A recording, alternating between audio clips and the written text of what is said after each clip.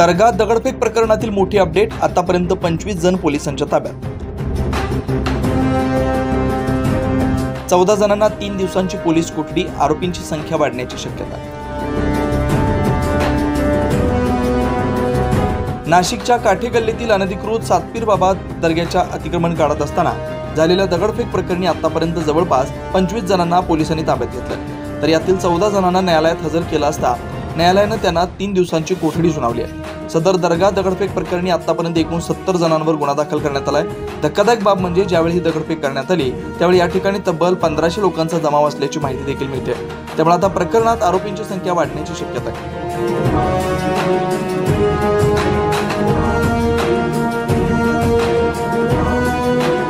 9 news Maharashtra bureau, Nashik.